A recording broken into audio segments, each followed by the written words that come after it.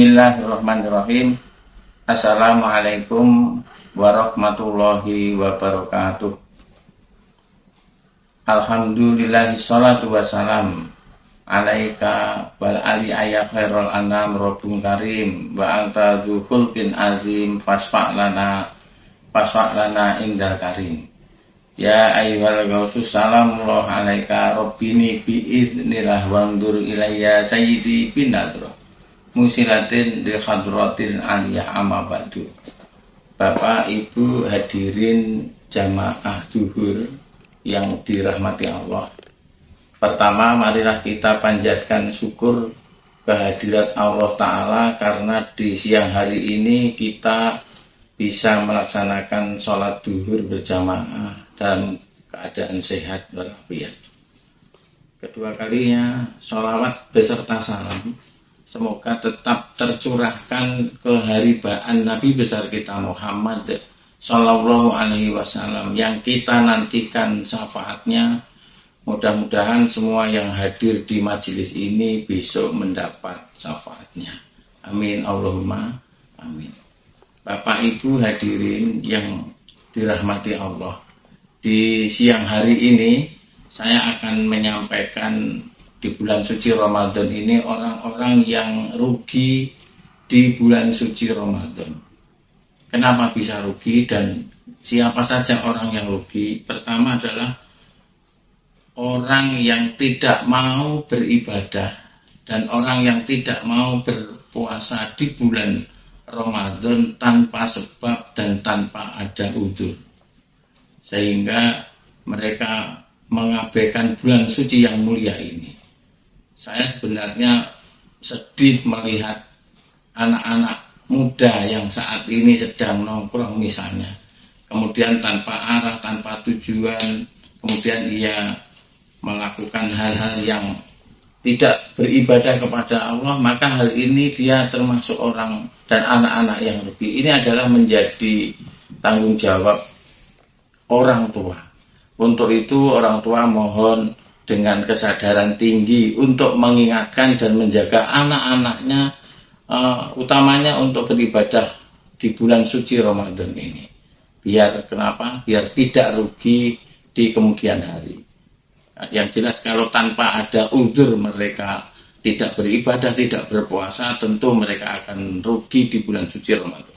Itu yang pertama. Yang kedua, orang yang rugi di bulan suci Ramadan adalah, kata Nabi, kamin so'imin laisalahu ilal ju'wal atos. Banyak orang yang berpuasa di bulan suci Ramadan, dia tidak mendapat pahala apapun dari puasanya karena melakukan hal-hal yang membatalkan pahala puasa. Yang pertama, ia hanya mendapat haus dan lapar. Kenapa? Karena ia melakukan dusta atau bohong. Membohongi orang tuanya mungkin, atau dia tahu mengatakan tidak tahu. Hal ini kalau dilakukan dia berpuasa, maka ini akan menjadi orang yang rugi di puasanya, tidak mendapat pahala. Kemudian di bulan suci Ramadan ia suka ngerasani, mohon maaf, ini menjadi penting saya sampaikan, membicarakan aib keburukan orang lain. Ini juga bagian ngerasani. Atau orang yang banyak suudzon kepada orang lain.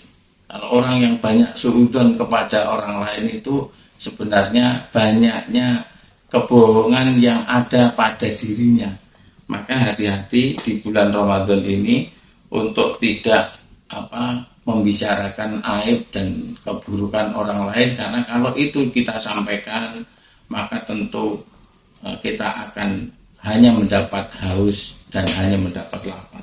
Kemudian yang ketiga adalah orang yang namimah, atau yang keempat memandang sesuatu dengan syahwat.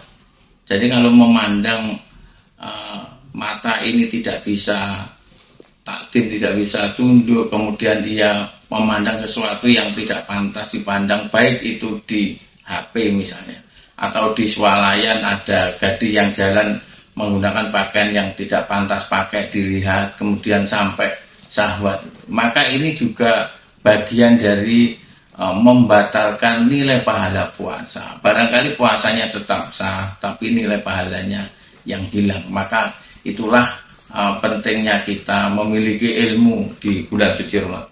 Kemudian yang kelima adalah sumpah palsu. Ini tidak boleh dilakukan bagi orang yang berpuasa, karena kalau dia mengerti sumpahnya itu palsu, tentu nilai pahalanya adalah batal pahala puasanya. Hadirin jamaah duhur yang dirahmati Allah, berikutnya adalah orang-orang yang rugi di bulan Ramadan. Yang ketiga adalah orang yang tidak mau dan tidak bisa menjaga sholat. Sholat ini sering saya sampaikan terhadap hadirin, khususnya pada siswa saya di SMA 1 misalnya. Kalau meninggalkan sholat itu sebenarnya kalian telah meninggalkan menunda kesuksesan, menunda cita-cita, menunda kebahagiaan, menunda harapan.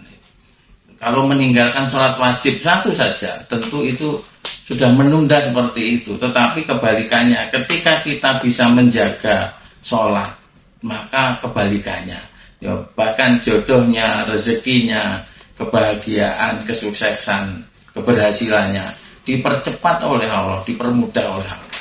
Untuk itu sholat itu bagian penting yang tidak boleh ditinggalkan, kecuali kalau yang putri barangkali karena udzur syar'i, tentu itu menjadi beda. Ini juga harus diperhatikan, karena di hadis disampaikan awalu mayuhasabu bihi abdul yaumal qiyamati min amalihis sholat. Karena besok yang pertama kali dilihat oleh Allah pada hari kiamat adalah amalan sholatnya. Kemudian innallaha la yangduru ila swarikum bala ila yangduru ila ajsamikum walakin yangduru ila qulubikum. Sesungguhnya Allah juga tidak akan melihat bagaimana keindahan tubuhmu, bentukmu, rupamu, tidak. Tetapi yang dilihat oleh Allah adalah hati yang bersih, hati yang baik, hati yang kudur, hati yang selalu dekat dengan Allah. Maka saya mohon kepada para hadirin jamaah yang dirahmati Allah, jangan pernah tinggalkan sholat, dan dalam sedetik pun dalam hati itu jangan pernah lupa dengan Allah. Barangkali ini yang bisa kita sampaikan. Berikutnya, yang rugi setelah menjaga sholat adalah